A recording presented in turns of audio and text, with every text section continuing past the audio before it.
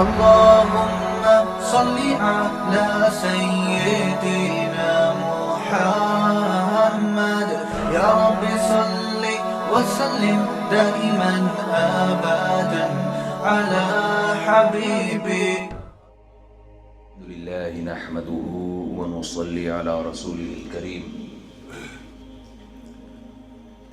15 minute ہیں میرے پاس. بیان انشاءاللہ ہم عصر کی نماز کے بعد کریں گے، کیونکہ اگر تھوڑا سا بھی میں نے کھینچ لیا تو ظہر قضا ہو جائے گی. 1:07 پہ ظہر ہو رہی ہے ختم. یہاں پہ 15 منٹ میرے لیے 15 منٹ بات کرنا بہت مشکل کام ہے. 15 منٹ میں تو ہمارے ہاں گاڑیاں اسٹارٹ ہوتی ہیں، دھکا لگانا پڑتا ہے. تو میرا خیال تھا 2-4 چیزیں آپ حضرات کے سامنے پیش کر دوں. چند باتوں کا آپ سب بہت زیادہ خیال کیا کریں. قرآن مجید میں اللہ تعالیٰ نے اس کتاب کی جو تعریف کی ہے ہدی للمتقین. جب بھی ہم کوئی کتاب شروع کرتے ہیں تو اس کا جو مقصد ہے کتاب لکھنے کا، کوئی بک لکھنے کا، وہ مقصد سب سے پہلے بیان کیا جاتا ہے کہ کیوں لکھی ہے. جیسے میری 4 شادیوں کی کتاب ہے تو سب کو پتہ ہے کیوں لکھی ہے میں نے. ظاہر ہے اس میں کوئی کاروباری مسائل نہیں ہوں گے، ٹاپک ہوتا ہے نا ہر کتاب کا. اللہ تعالیٰ نے جو آسمان سے قرآن مجید کو نازل کیا تو اس کے بارے میں اللہ نے اس کا جو انٹروڈکشن کیا، تعارف کیا، ہدی للمتقین. اللہ نے بتایا کہ یہ تمہیں بزنس نہیں سکھائے گی کہ کاروبار کیسے کرنا ہے، پیسے کیسے کمانے ہیں. یہ کتاب تمہیں صحت کے اصول نہیں بتائے گی، تمہاری ہیلتھ کون سی چیزیں کھانے سے اچھی ہوگی، کون سی چیزیں کھانے سے تمہیں شوگر ہونے کا خطرہ ہے. یہ اس کتاب کا ٹاپک نہیں ہے. ہدی للمتقین یہ گائیڈنس ہے، ہدایت ہے.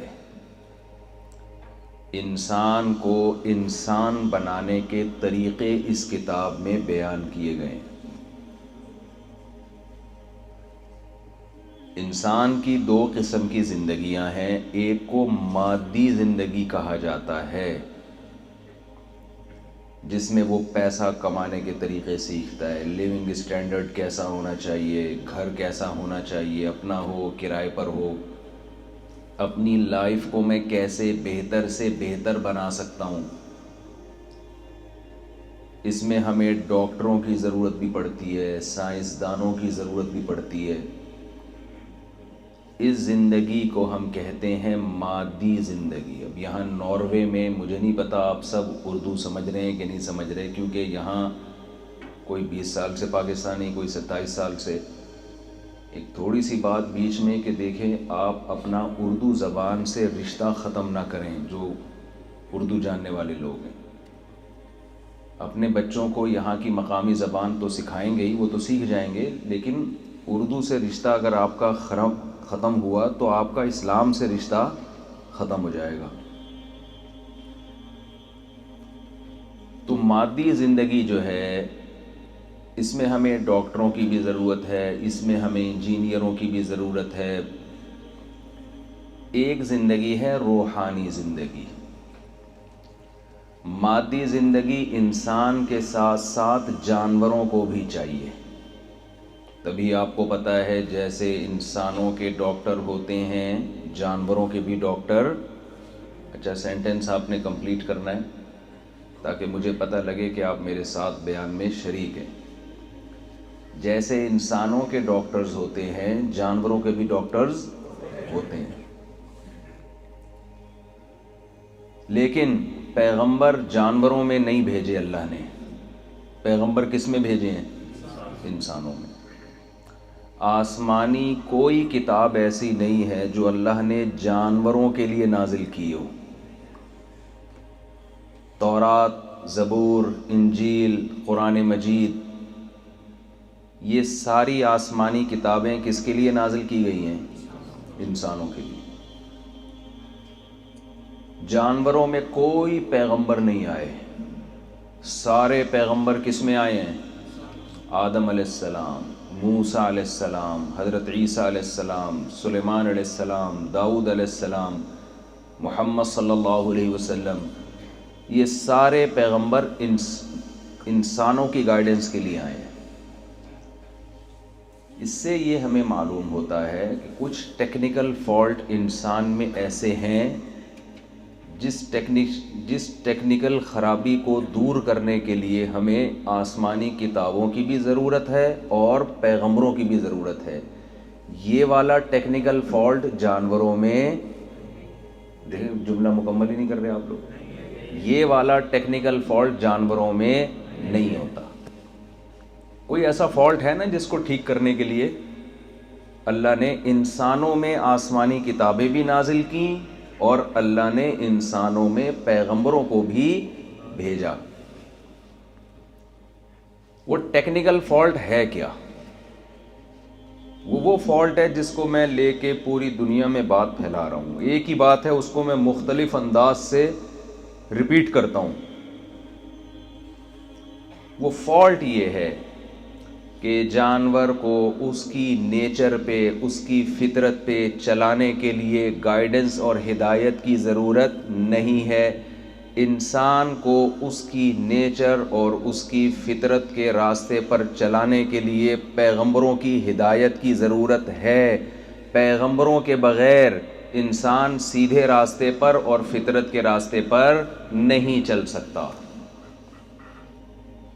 یہاں تک بات سمجھ میں آ گئی ہے نا؟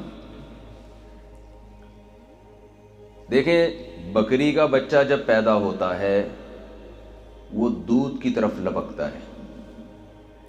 آپ بکری کے بچے کے سامنے گوشت رکھیں، وہ گوشت پہ کبھی منہ نہیں مارے گا۔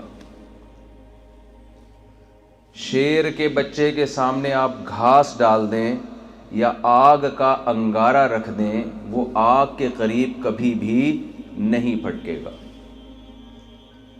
انسان کا بچہ پیدا ہونے کے بعد بے انتہا ذہین ہونے کے باوجود آپ آگ کا انگارہ اس کے سامنے رکھ دیں، وہ سب سے پہلے اس کی چمک اور اس کی خوبصورتی کی وجہ سے اس کی طرف ہاتھ بڑھانے کی کوشش بولیں کرے گا۔ وہ اٹریکٹ ہوتا ہے ظاہری زینت کو دیکھ کر، ظاہری چمک دھمک کو دیکھ کر۔ جانور متاثر نہیں ہوتا، انسان کا بچہ متاثر ہوتا ہے۔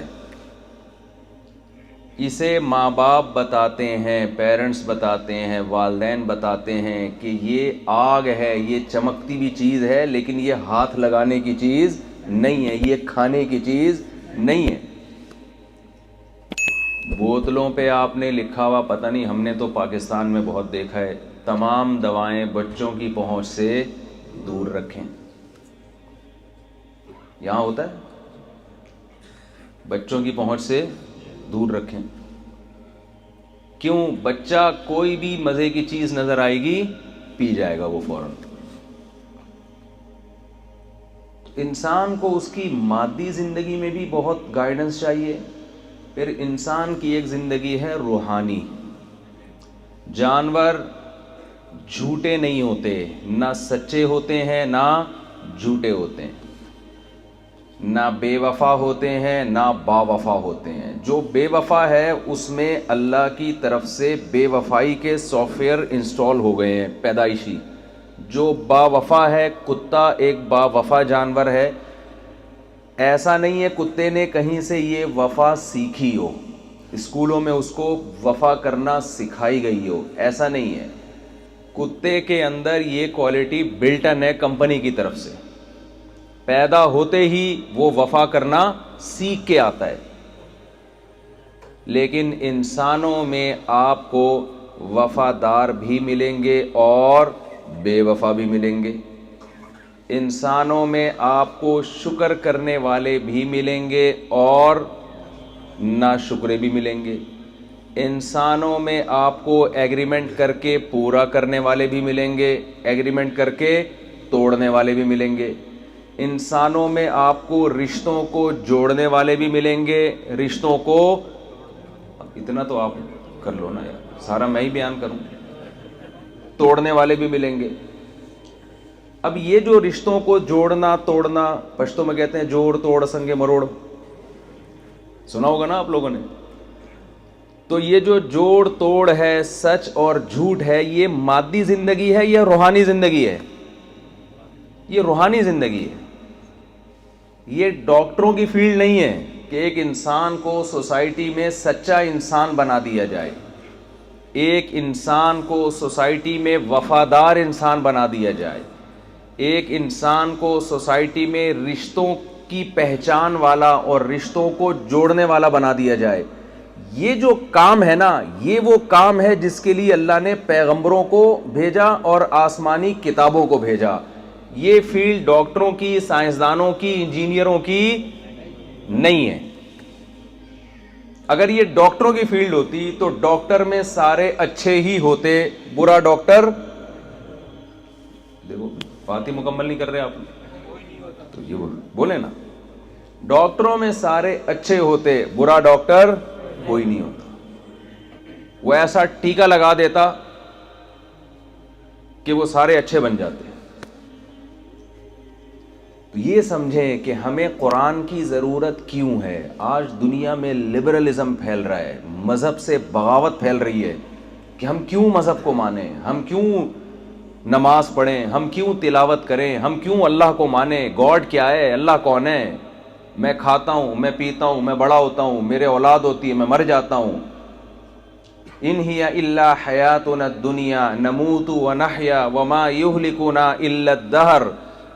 نبی صلی اللہ علیہ وسلم جب دنیا میں آئے تو بہت سے لوگ کہا کرتے تھے کوئی آخرت نہیں ہے، کوئی قبر نہیں ہے، کوئی جنت نہیں ہے، کوئی جہنم نہیں ہے، یہ تو ایک آٹومیٹیکلی ہم پیدا ہو رہے ہیں، ہم جوان ہو کے بڑے ہوتے ہیں، بوڑھے ہو کے مر جاتے ہیں، یہ زمانے کے تصرفات ہیں، یہ ٹائم ہے جو ہمارے جسموں کے ساتھ کھیلتا ہے۔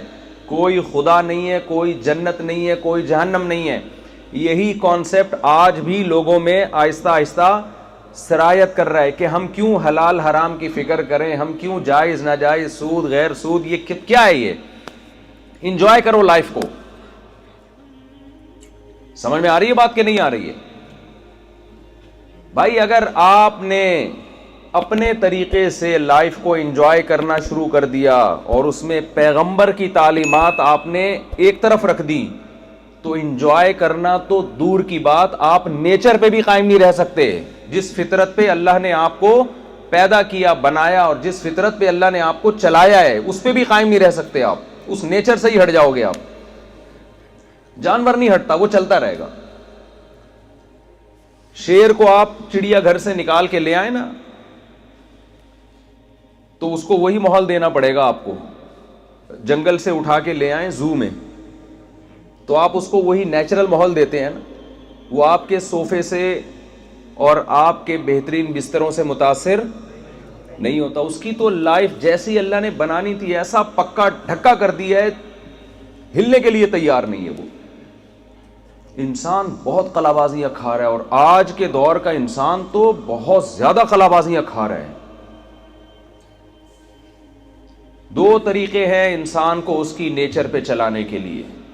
مجھے ایک بات بتائیں، دنیا میں کوئی مخلوق اپنی فطرت اور اپنی نیچر سے بغاوت کر کے خوش رہ سکتی ہے کیا؟ یہ ممکن ہے؟ جانوروں میں اس کی کوئی مثال نہیں ملتی۔ آپ جب جانور کو لاتے ہیں تو پوری کوشش ہوتی ہے اس کو اس کا نیچرل ماحول دیا جائے۔ اگر اسلام کے علاوہ کچھ اور فطرت ہے، کوئی اور چیز فطرت ہے، تو وہ کیا ہے؟ قرآن مجید میں اللہ تعالیٰ کا ارشاد ہے فطرت اللہ التی فطر الناس علیہا، یہ اسلام وہ فطرت ہے، نیچر ہے جس پر میں نے لوگوں کو پیدا کیا ہے۔ تو دو چیزیں انسان کو نیچر پہ چلانے کے لیے ضروری ہیں۔ پہلی بات اسے یہ پتا چلے کہ نیچر کیا ہے اور نیچر سے بغاوت کون سا عمل ہے. اگر یہی نہیں پتا ہوگا تو وہ کیسے فیصلہ کرے گا کہ نیچرل لائف کیا ہے اور نیچر سے بغاوت کیا ہے. دوسری بات, اس نیچرل لائف پہ, نیچر پہ چلانے کے لیے جو موٹیویشن چاہیے, وہ موٹیویشن بھی, وہ حوصلہ افزائی بھی, وہ ترغیب بھی آسمانی کتابوں کے علاوہ کسی کتاب میں نہیں ہے. ہم دیکھتے ہیں صحابہ کرام کو میدان جنگ میں شہید ہو رہے ہیں, موت سے پہلے پانی مانگا, ساتھ والے ساتھی نے کہا کہ مجھے پانی چاہیے, تو آپ نے کیا فرمایا, پہلے ان کو پلاؤ. ان کے قریب والوں نے پانی مانگا تو انہوں نے کیا کہا, کس کو پلاؤ, ان کو پلاؤ. وَيُؤْثِرُونَ عَلَىٰ أَنفُسِهِمْ وَلَوْ كَانَ بِهِمْ خَصَاصَةٌ. قرآن کہہ رہے ایمان والے لوگ اپنی ذات پہ دوسرے کو ترجیح دیتے ہیں, چاہے خود ان کو کتنی ہی ضرورت کیوں نہ ہو. تو مجھے اور آپ کو اس زمانے میں جتنی ضرورت پیسے کمانے کی ہے, جتنی ضرورت اپنا لیونگ اسٹینڈرڈ بہتر کرنے کی ہے, جتنی ضرورت شادی بیاہ کی ہے, جتنی ضرورت ناروے میں رہنے کی ہے, اللہ کی قسم اس سے زیادہ ضرورت مجھے اور آپ کو مذہب کی ہے.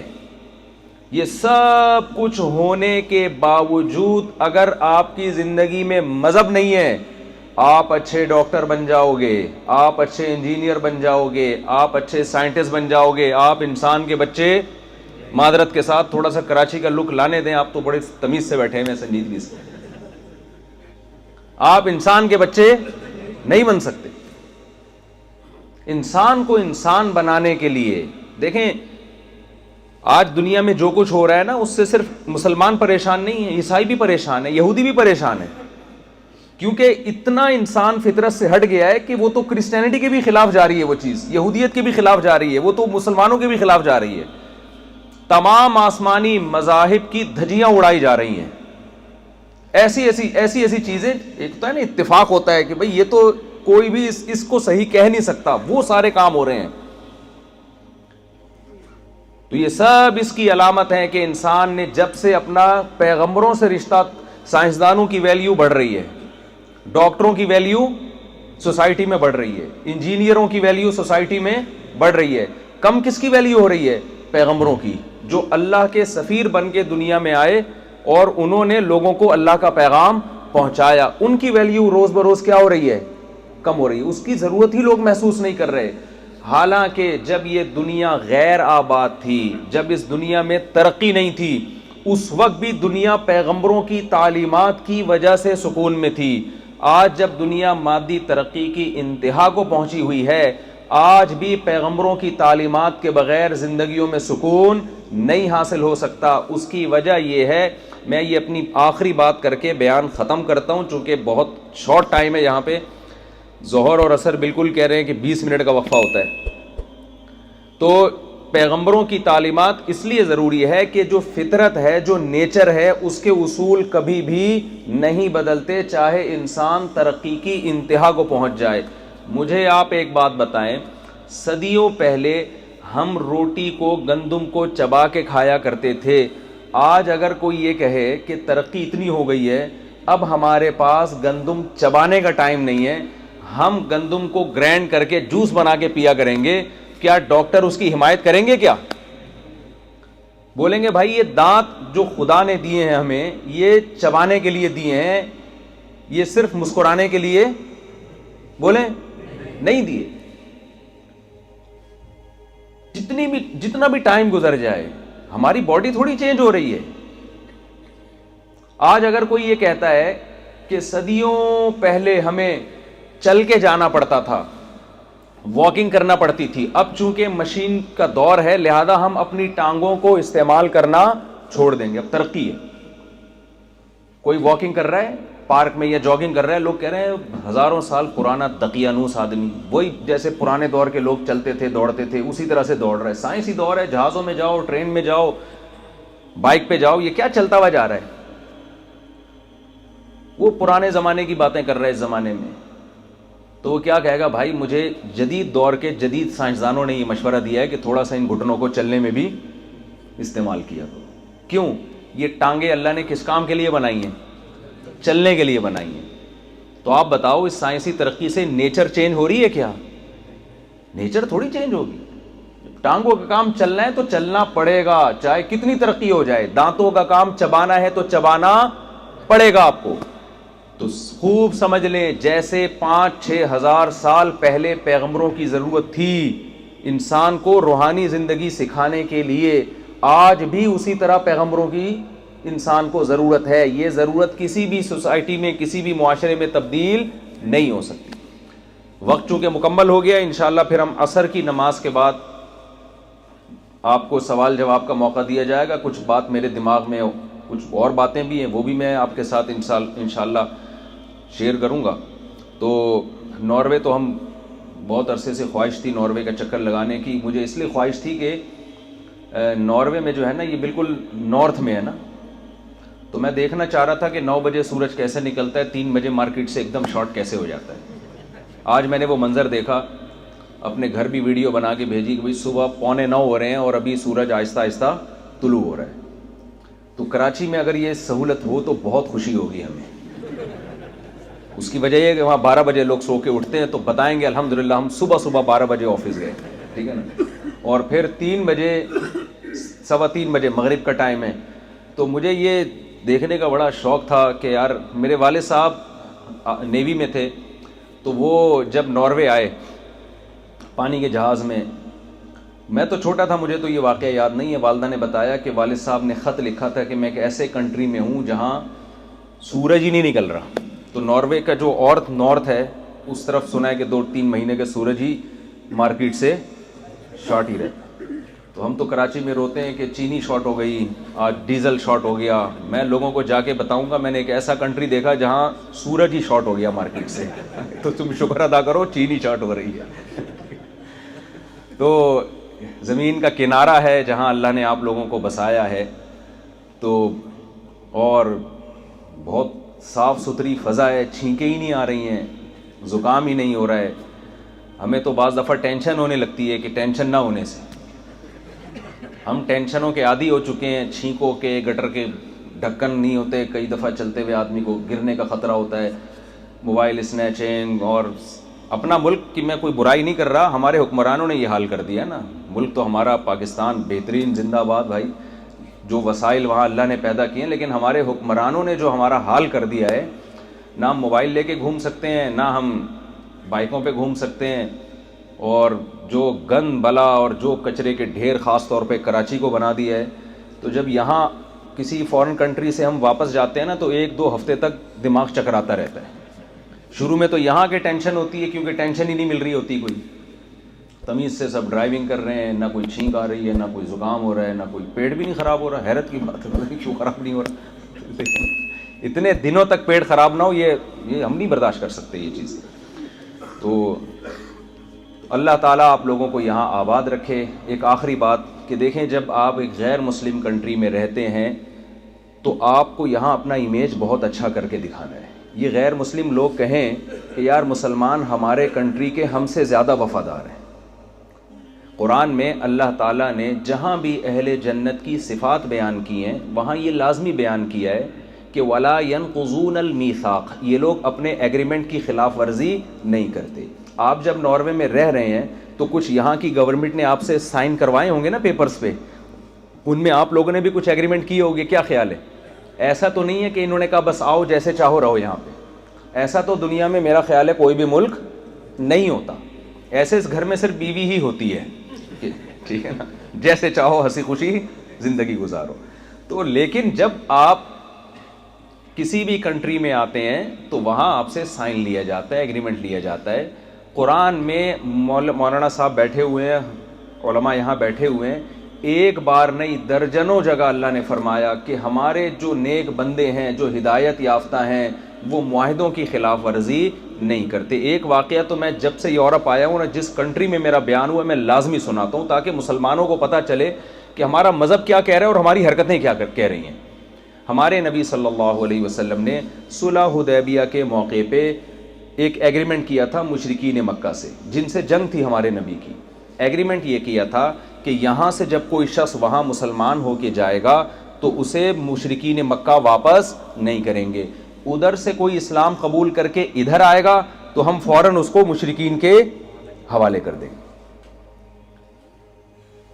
یہ جنگ بندی کے لیے آپ نے ایگریمنٹ کیا تاکہ جنگ نہ ہو.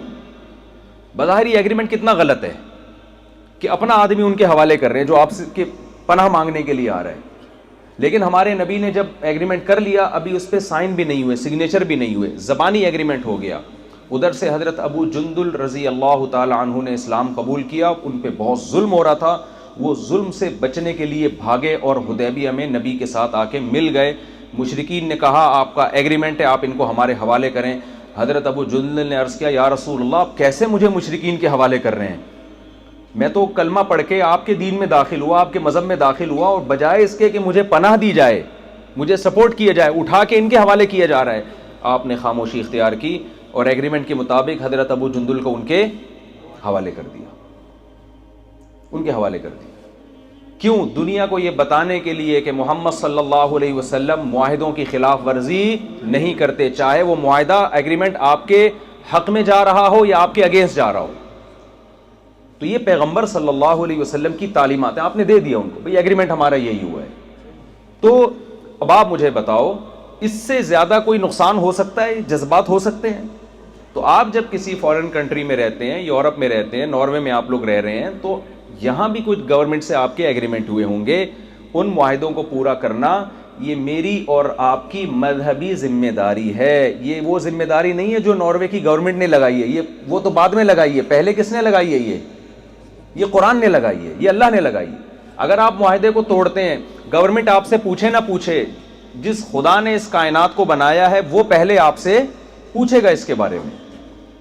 تو ان چیزوں کا بہت خیال کیا کریں. یہاں پہ کوئی کام غیر قانونی طریقے سے نہ کریں. اور شدت پسندی والا راستہ اگر آپ یہاں اختیار کریں گے تو اس راستے سے آپ ہی کو نقصان ہوگا, اس سے اسلام کو نقصان ہوگا, اس سے انہیں کوئی نقصان ہونے والا نہیں ہے, آپ کو نقصان ہوگا.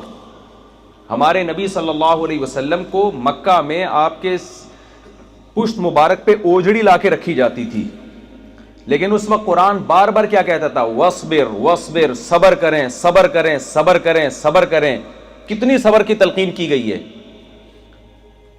ادفع باللتی ہی احسن, ان کی بد اخلاقی کا جواب آپ اچھے طریقے سے دیں. فَإِذَا الَّذِي بَيْنَكَ وَبَيْنَهُ عَدَاوَةٌ كَأَنَّهُ وَلِيٌّ حَمِيمٌ. یہ اگر زیادتی کر رہے ہیں آپ اخلاق سے پیش آئیں, اس کا نتیجہ کیا نکلے گا؟ قرآن کہہ رہا ہے جو تمہارا جانی دشمن تھا اللہ اس کے اور تمہارے درمیان بے پناہ محبت پیدا کر دیں گے.